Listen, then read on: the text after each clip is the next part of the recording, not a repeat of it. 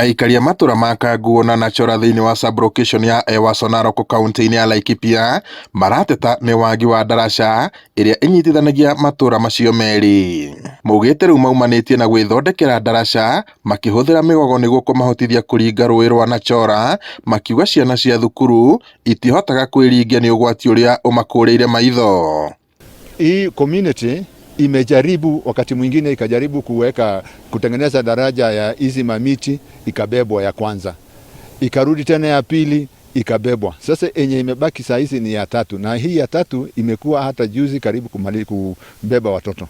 Kwa hivyo watoto kwa kuna shida kubwa sana, isipokuwa Wasamaria wengine waliweza kutoa ile nafasi ya mishumari, mtu mmoja mishumari, mwingine miti nini, na hizo miti hatuna. Na hii daraja tunatumia ni ya mamiti ambayo ya msituni.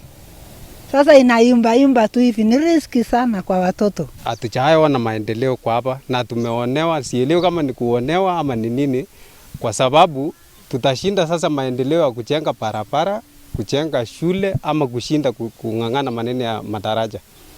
Juu sasa kuna serikali ile pesa wanatenga kama hii ya mafuriko, na area hii yetu hatujaona mwisani mwenye anasema pesa ya mafuriko ile imetengewa area hii ndio hii. Thomas Karei na Philip Kipkemboi mugite ciana na atumia nio makoragwo gwati-ini munene wa kugwa rũĩ-inĩ rũu makiringa, riu makienda thirikari gwika mituki na kumakira ndaraca.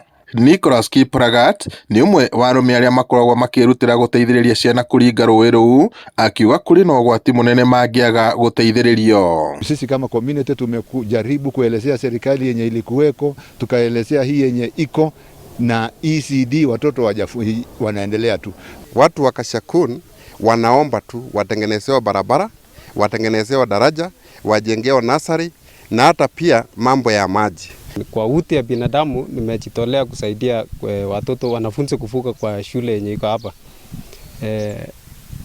Nimeshinda si mchana, si usiku, si weekend, si weekdays. Ngirifuata Inooro TV kuma kaunti-ini ya Laikipia, njitagwo Peter Mwangi.